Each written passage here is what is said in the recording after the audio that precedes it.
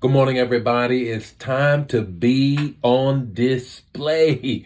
It's time to be on display. How many of you want to be on display? Sometimes, you know what? It takes that to get to where God is trying to take you.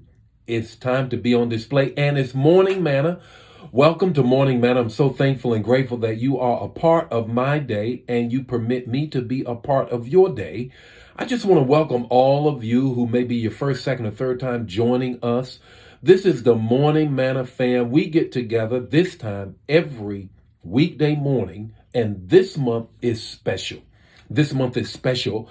I have written some content for the whole month of consecration in January. We're on a Daniel fast at my church at New Life, and we're excited about that. We do it every year. I do a devotional guide for the whole month, for all 31 days in the month of January. And I'm inviting you, Manna fam, to come on and be a part. Come on and be a part. And how do you be a part? Just put your email address in the chat area. We will send you the PDF for the entire month of devotion. Now, every day I'm going to cover the scripture. I'm going to drill down deeper. And every week we have a different subject. Now, we're believing God that this is the year of restoration. Can you say that? Can you put that in the chat area right now? This is the year of restoration. I'm believing God for that right now. Now, there are 6 areas that we're believing God for restoration. And if you've been a part, you already know. We're looking for God to restore health, our walk with Him, our wealth with Him, our relationship with others and Him, and as well as our job, careers, and businesses. And finally, we're believing God that He's going to restore our mental and emotional well-being. Now, as a result of that, I'm going to give that morning manna every morning and going to drill down deeper. And so thankful that you guys are a part. Welcome, and I'm glad you are a part. Today, we're talking about being on display. Being on display. You know how they do? They put a display in the storefront to grab your attention so that they may be able to get you to buy something. Well, you know what I'm going to do. The text, the talk, and the takeaway.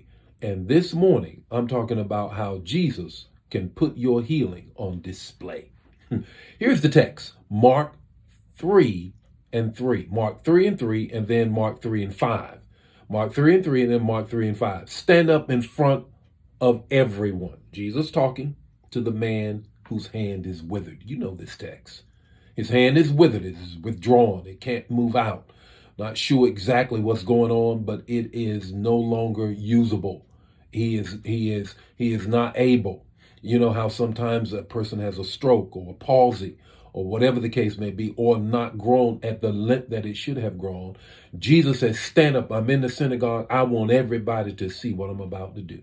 The 5th verse is this. Jesus said to him, stretch out your hand. He stretched it out, and his hand was completely returned or restored. There we go with that word. It was completely restored. 3 things I want you to get. 3 things I want you to get. The first thing is this. Jesus healed the thing that he needed the most to be healed. Jesus healed what needed the most to be healed. If you have a withered hand, you have a withered life. You are now unable to do all that you can do because you're handicapped. I can't do everything that I could do if I had function of both my hands. When Jesus comes in to heal your situation, he makes you functional again. He makes you capable of carrying out things that you really need to carry out.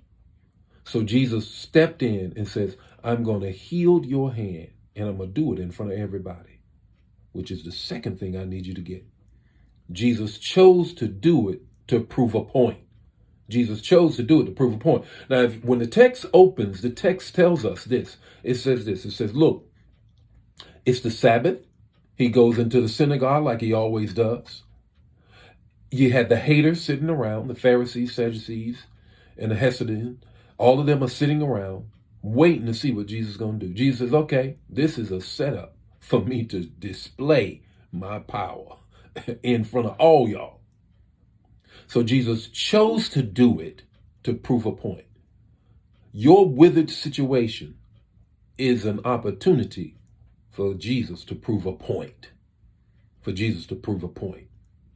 Which leads to the third thing. Jesus healed the man on purpose, not just to prove a point, but it's on purpose, because in verse 6, I want you to check out what happens in verse 6. In verse 6, they immediately, after the man's hand was restored, they immediately, the Pharisees, the Hesidim, and the Sadducees, they immediately came together and said, plotted his death. Now, that's why Jesus did it on purpose, because his purpose is to die, that he might be raised again. You think you got Jesus cornered, and all you doing is working his purpose out, Satan.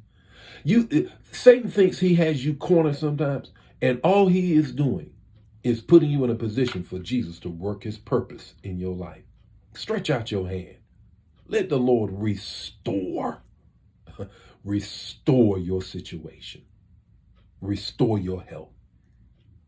What's your takeaway this morning? Your takeaway is this. Your withered situation is a setup for Jesus to straighten it out. Your withered situation is a setup for Jesus to straighten that thing out. Hey, the Lord be with you today. May his face shine upon you, give you peace. Now, I need you to do something, Manna fam. Don't rush off. I need you to share this manna. I need you to share this manna. If this is blessing you this month, come on and ask somebody else to be a part of our consecration this month, the Daniel fast, to get the devotional guide. Just put your email in the chat area or go to our website, www.nlicic.org, and you can get it. You can download it, because we are here to add value to your life. I'll see you tomorrow morning with more Morning Manna. God bless you. Bye now.